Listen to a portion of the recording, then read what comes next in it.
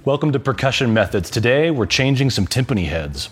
You're going to need a new head, 1 or 2 timpani tuning keys. These need to match the drums that you have. Yamaha and Ludwig uses an oversized square design. It's larger than a standard drum key.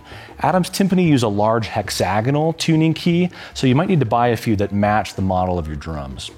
Some blocks of wood. This keeps the pedal from snapping as you relieve the tension on the head. Some regular old masking tape, some white lithium grease, a few rags, some general timpani mallets, a permanent marker. Depending on whether or not the bearing edge of your bowl has any kind of coating on it, you might need some Teflon tape. You can find this at the hardware store. Look in the plumbing aisle. Optionally, you can also use a drum dial, which helps with the initial clearing of the head since timpani has so many overtones and it can be tricky to hear the pitch of the different tension rods. You should change out any timpani head that needs frequent clearing, isn't holding pitch, isn't articulate, doesn't project, has excessive wear, or has been damaged or defaced in any way.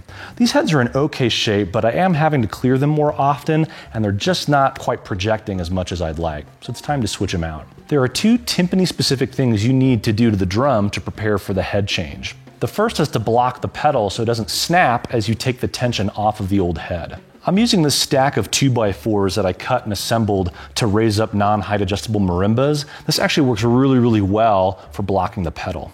We're probably working with balanced action timpani, so there's no kind of clutch or any kind of locking mechanism on the pedal. There's just a really strong spring underneath that counteracts the tension on the head so that you can get the range of pitches that drum needs. As we remove tension from the old head, if we don't block the pedal, it'll snap in the toe down position. It's really bad for the drum.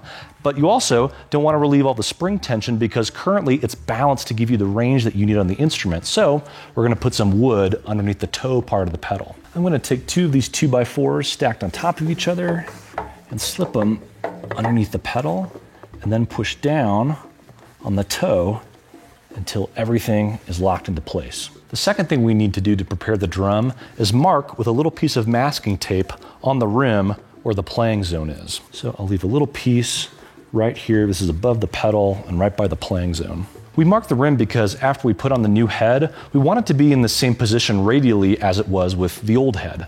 Now that the rim is marked with masking tape and the toe of the pedal is all the way forward against the wood blocks, I'm going to take inventory of what the pitch is so I have a reference for when I put on the new head. So checking that against a pitch pipe, it's about a C sharp. So that's my target when I put on the new head with the pedal still blocked. Now we can start to let off the tension on the old head. I like to take 2 keys on opposite sides of the drum and give it a full turn to the left, and then move clockwise to the next pair, full turn to the left, and then again, full turn to the left. I'll repeat that process until I can remove the old head and rim. If it's been a while since you've changed your timpani heads, you might find that the old head is stuck to the rim. Give it some pressure and it should pop loose. It's not a bad idea to keep your old timpani heads as long as they're in okay shape, just in case your new ones get damaged. Check the underside of the rim and remove any dirt, debris, or dust bunnies that might be hanging out down there. Now that that's clean, set the rim aside someplace where it won't get dirty. Take a clean, dry rag and dust out the interior of the bowl. Your timpani may or may not have a smooth coating on the bearing edge, that is the top edge of the bowl where it contacts the head. These already have a coating applied. If yours don't, you can add a strip of Teflon tape. This will help prevent the head from squeaking and makes the travel smooth over the bearing edge as you change the tension. Take your new head and set it on the bowl. You'll find the timpani heads have much more play side to side than do standard drum heads. Try and keep it as centered as possible. I like to put the stamp opposite the playing zone. Take your rim with the tension rod still on it and carefully place it around the new head, making sure to not touch it with the tension rods or it might get dirty. Make sure that the rim has your masking tape marking toward the performer. Before I start threading the tension rods, I'm going to put a little bit of white lithium grease on them to make sure that they move smoothly. Just a little bit here on the bottom of the threads. And then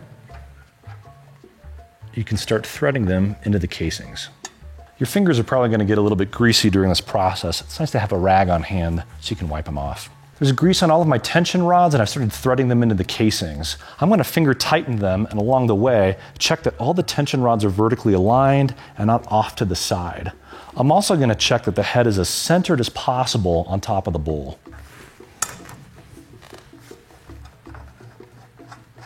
I've got all the tension rods finger tight, they're all straight up and down, and the head looks centered. It's time to start adding some tension. Take your tuning keys, go to opposite tension rods, and give them both a full 180-degree turn. Then go to the next pair. Full 180-degree turn. This 23-inch drum only has 6 tension rods, so the final pair, 1 full turn. Take a mallet and check the pitch.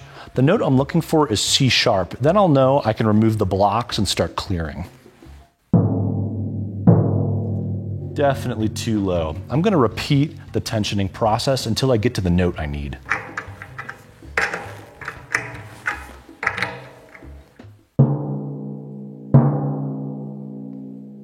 Okay, I've reached C sharp. I should be able to put my foot on the pedal, and using heel down, the pedal should stay, and I can remove the blocks now.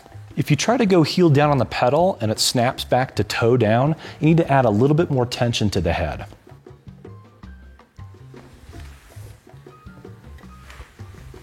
With the drum at its lowest note, with a clean hand, I'm going to give a little bit of gentle pressure in the center of the head to try and keep everything clear and aligned. You don't need to use a whole lot of pressure, just as much as you would use to open a door. Now's a good time to check that the head is in the correct range. You should be able to get the proper lowest note and highest note. For this 23-inch drum, I can go down to a C and up to an A.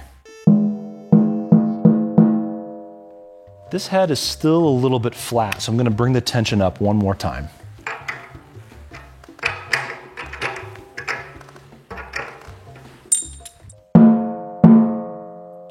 Okay, I'm pretty close to that top A that I need, so now I'm gonna start clearing the head. Clearing just means adjusting the tension rods so that they're all at the same pitch, so that the head is in tune with itself. This will make the pitch more defined, it'll be more resonant, it'll have better articulation. When I'm clearing the drum, I like to set it in the mid to high range. I'm gonna put this drum on a G according to the gauge here.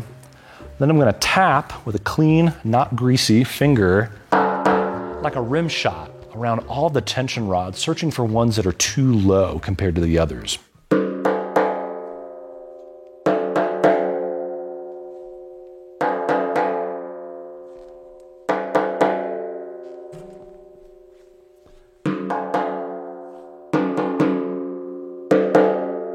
I didn't find any particular tension rod that's too low, but I did find one that was higher than the others. So I'm going to raise all of the ones except for that one, just a quarter turn.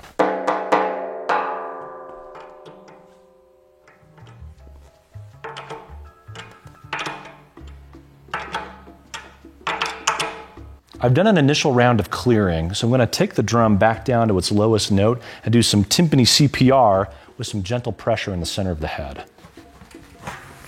I'm going to repeat that clearing process of doing a rim shot with my finger by all the tension rods, searching for any that are too low and bringing them up in small increments. Using a tool like a drum dial can be really useful because timpani are full of overtones and it can be hard to hear the pitch of all the individual tension rods. Although this isn't a substitute for tuning by ear, it does help you get a good baseline clearing for when you put on a new head. Whenever you use a drum dial, make sure it's always the same distance from the rim. It has this little rim gauge on here, and I'm going to put that right above the bearing edge, which I can see through the head. And I'm going to take a few measurements of what these tension rods are reading at. This first one says 83. This next one says 85, a difference, but not a huge difference. This next one says 84. So just looking at these first 3 tension rods, it seems like 84 is going to be a good number to shoot for. I'll place the drum dial and make small adjustments up or down on the tension rods as necessary. Then I'm going to bring the drum back down to its lowest note, do a little timpani CPR, then take another reading with the drum dial. I'm going to repeat that process until they're all reading 84.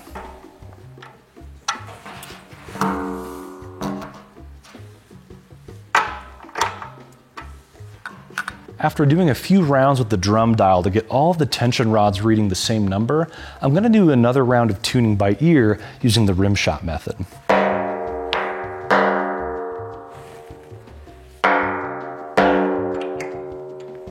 The last step of the head changing process is to take a permanent marker and right above the stamp indicate the month and year you changed the head. This will help gauge how long a head has been on a drum and whether or not it really needs to be changed. Let's take a listen to what this new head is sounding like.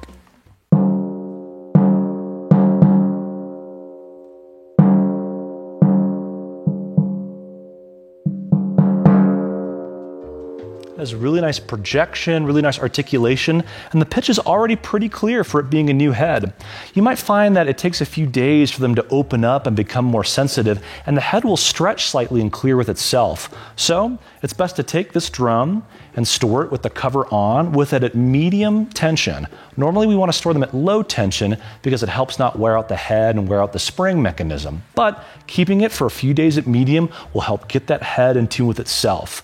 Come back with your keys and do another round of clearing and your drum should be good to go. Head selection with timpani is a little bit tricky, mostly in finding the right sizes. For most modern drums, you actually need to purchase a head that's 2 inches greater in diameter than the diameter of the drum. So this is a 23-inch timpano, timpano singular, timpani plural. This is a 23-inch timpano. We needed to purchase a 25-inch diameter head. Now, if you have some older drums or some really, really nice timpani, you might need slightly different head sizes with different type of rim shapes. So talk to your percussion vendor of choice, give them the model number of your drums, and they should be able to point you in the right direction. For timpani heads, I like the Remo Renaissance Clear. They have great articulation, great projection. They feel good to play on. They're easy to clear and they hold pitch really, really nicely.